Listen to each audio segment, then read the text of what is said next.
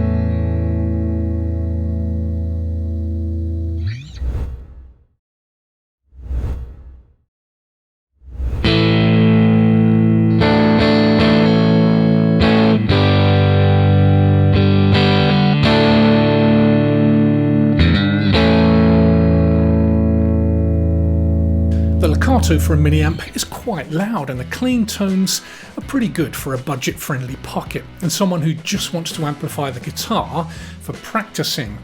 It's got a nice delay on it as well, and the Donner is a little louder still and works great with pedals. No delay or reverb on this amp though, and both have 2 channels. The Fender Super Champ X2 is a modelling amp and has 16 different amp models and sounds amazing for the money. It's the amp I use regularly for practicing. Weirdly enough though, in the room always sounds superb, but I've always found it tricky to record. Now the Fender Hot Rod is of course way too loud, so I attenuate that with a Captor X, and it has beautiful clean tones and is the perfect pedal platform. I use it regularly to record audio for videos.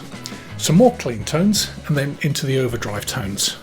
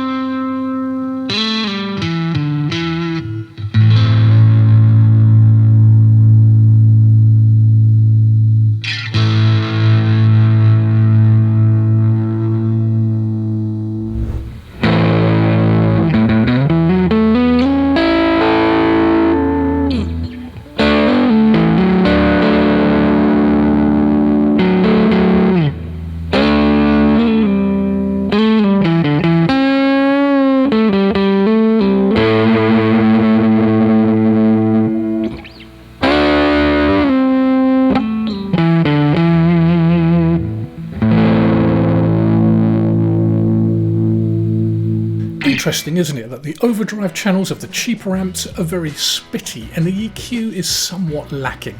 They sound somewhat lifeless compared to larger amps. But of course we're working on a budget, so that's to be expected.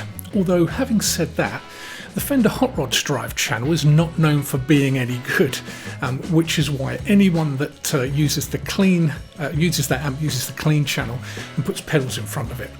But I do take nothing away from the budget amps though, because if you haven't got a lot of money and just want something to practice with, then these amps are great for that.